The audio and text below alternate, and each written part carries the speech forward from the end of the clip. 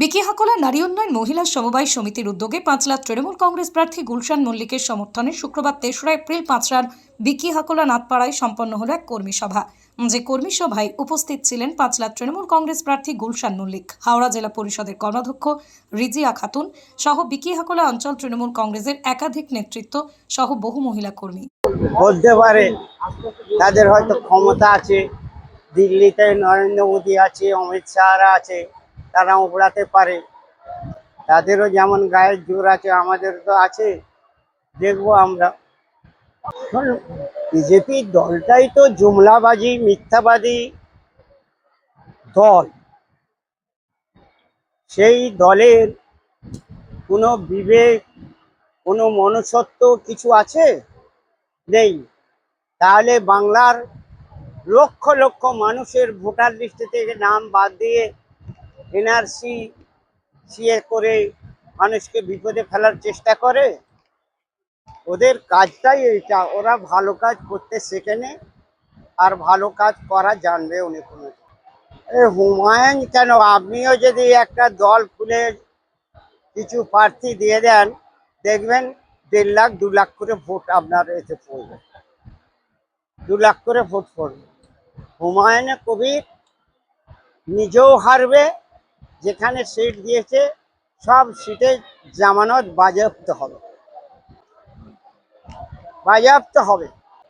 এ মহিলারা তৃণমূলের অ্যাসেট, তৃণমূলের সম্পদ। এই মহিলারা 24 ঘন্টা তৃণমূলের হয়ে কাজ করে। এরা সেই জন্য দলের ভোট এসে গেছে।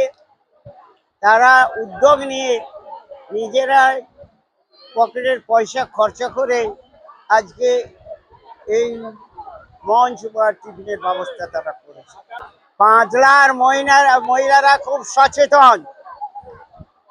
এই মহিলারা জানে যে বাংলায় কাকে ভোট দিতে হবে। বাংলায় মমতা ব্যানার্জিকে ভোট দিলে কি হবে, আর ওই জুমলা পার্টিতে ভোট দিলে কি হবে, বাংলার মহিলারা, বাংলার পুরুষরা সবাই জেনে গেছে। অতএব আজকে সমস্ত মহিলারা কাঁধে কাঁধ মিলে, কোমর মিলে তারা আজকে তৃণমূলের আমাদের মহিলা নেত্রী আমাদের মমতা ব্যানার্জিকে তারা ভোট দেবে। মমতা ব্যানার্জি 294টা সিটের প্রার্থী, তিনি ঘোষণা করেছে আমাকে আপনারা ভোট দিন। সেই ভোট মানুষ মমতা ব্যানার্জিকেই দেবে।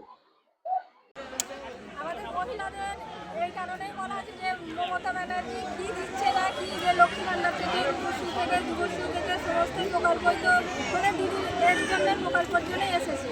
তা আমরা চাই যে 2026-এর বিধানসভার ভোট সকলে মিলে 2026-এ ভোট দিয়ে জয়যুক্ত করার জন্য মহিলাদেরকে ডাকছি।